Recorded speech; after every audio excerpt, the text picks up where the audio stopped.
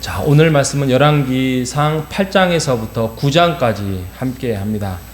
열왕기상의 8장과 9장은 이제 솔로몬이 성전을 완공하고 하나님 앞에 제사를 드리고 또 백성들을 모아서 연설을 하고 기도를 할 때에 9장에서 하나님이 나타나셔서 솔로몬과 이스라엘 백성들에게 하나님의 말씀이 임하는 장면을 담고 있습니다. 여러분, 우리가 예를 들어서 교회당을 이제 지은다고 합시다. 우리가 교회를 세운다고 합시다. 교회를 세운다고 했을 때에 이것이 있어야 교회다. 이렇게 우리가 합니다. 그게 뭘까요? 교회를 지을 때, 세울 때, 오늘날 뭐가 있어야 우리가 교회다 할 수 있죠? 제가 어제 한번 생각해 봤어요. 구약의 성전은 뭐가 있어야 이제 그 말을 하려고 하는데, 오늘날 교회가 우리가 세우려고 할 때 뭐가 있어야죠? 십자가가 있어야 하나요? 근데 십자가가 없는 교회도 있습니다. 요즘 강단이 있어야, 가정에서 드리는 교회도 있고요. 곰곰이 생각해 봤더니 이게 교회다 할 때는 원래 교회라는 뜻이 밖에서 부름을 받은 사람들이잖아요. 성도, 그러니까 성도가 있어야 교회죠, 그죠? 성도가 있어야 교회가 됩니다, 그죠?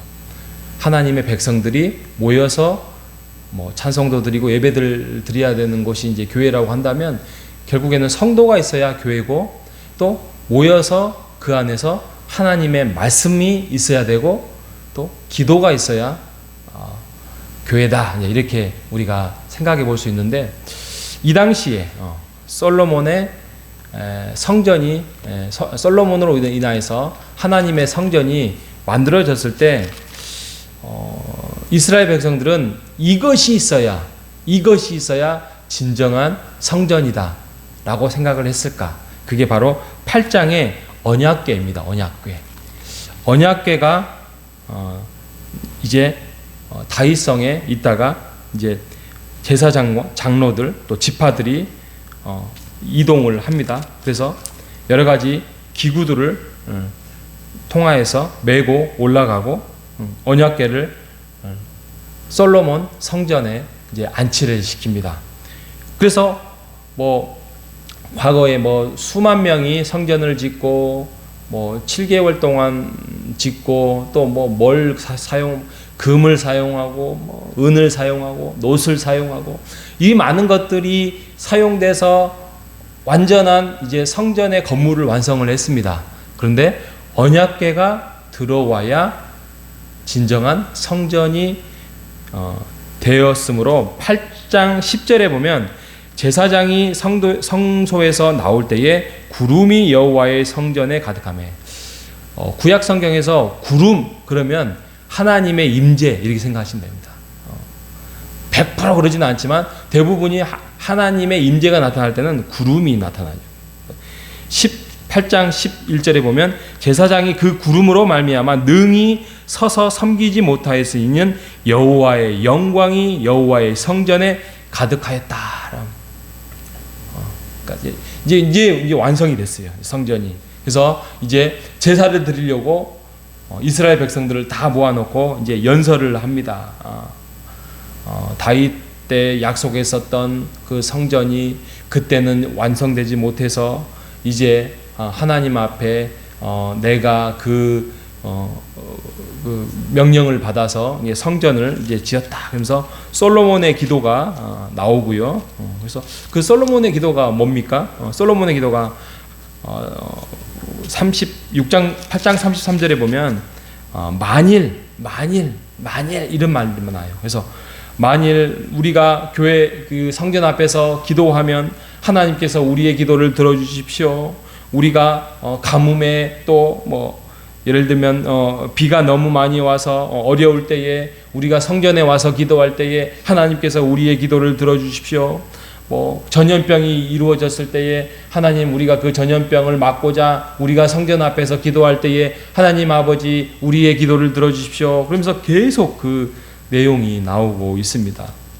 그리고 솔로몬의 제사를 드리고 축복을 하고 자그마치 소만 2만 2천 마리고 양이 12만 마리예요.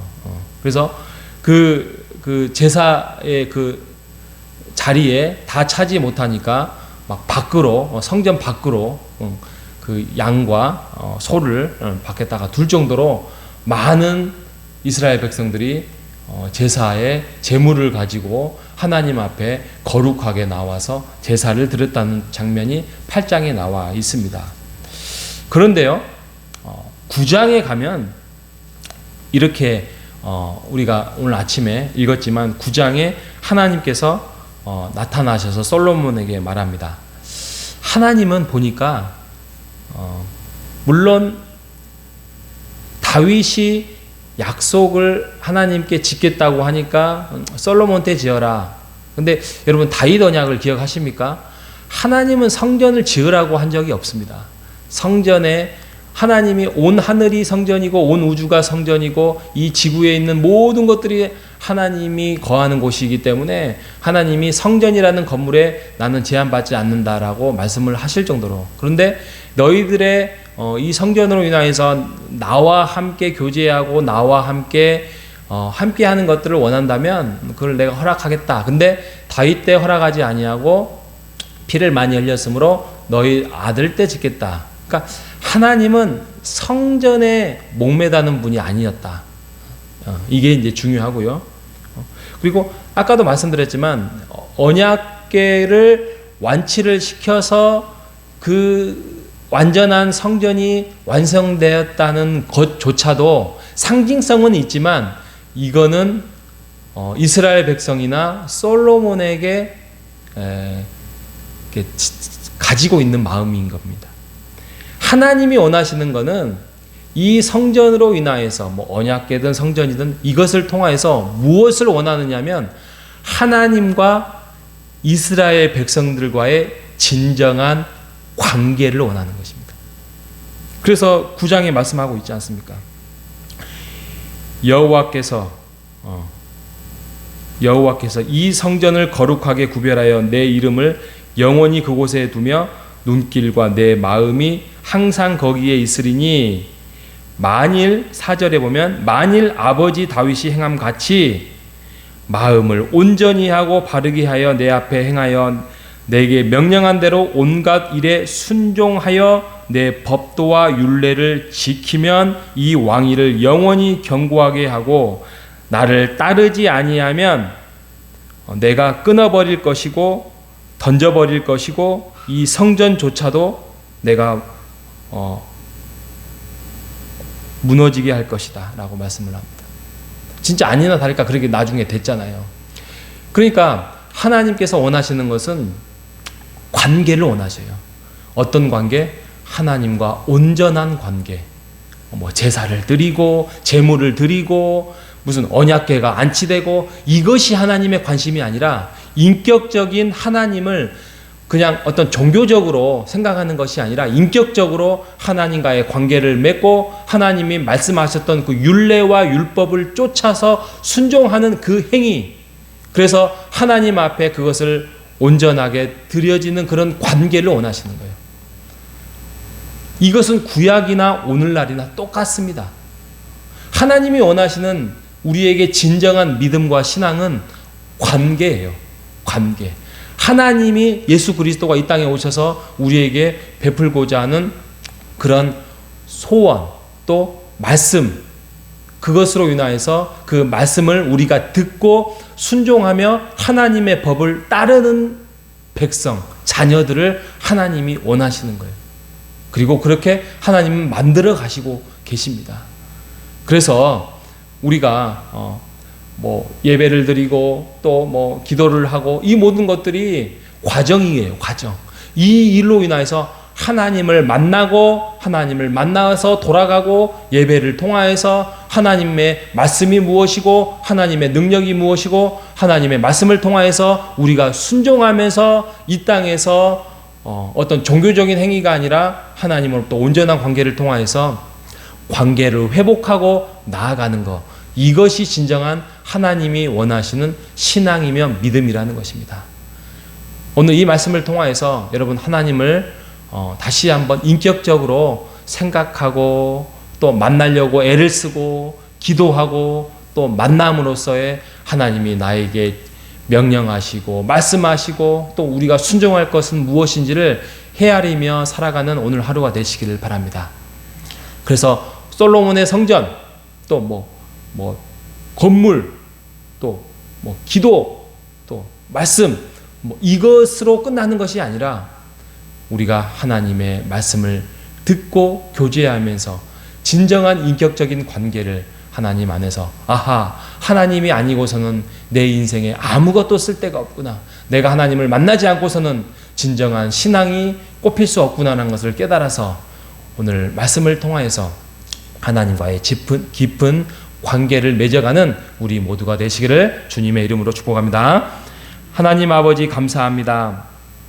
솔로몬이 성전을 완성하고 하나님 앞에 제사를 드리고 연설을 하고 기도문을 외치고 이렇게 하면서 진정한 아름다운 솔로몬의 성전을 지었습니다. 하지만 아무리 화려하고 아무리 아름다운 성전이라 할지라도 그 안에 하나님과의 관계 안에서 진정한 순종과 복종이 따르지 않는다면 그 성전은 한낱 건물일 뿐이고 한낱 의미 없는 것임을 우리가 다시 한번 살펴봅니다. 하나님 그렇습니다. 오늘날 우리도 하나님 앞에 나와서 예배를 드리고 기도를 하고 할 때에 진정한 하나님이 말씀하시고 또 우리에게 명령한 것들을 우리가 다시 한번 헤아려서 하나님의 말씀을 잘 듣고 그 법도를 지키고 여호와를 우리가 섬기며 살아가는 그것이 진정한 인생의 복이라는 사실을 깨달아서 오늘도 주님 앞에서 진정한 관계를 맺으며 살아갈 수 있도록 인도하여 주시옵소서. 살아계신 예수님의 이름으로 기도합니다.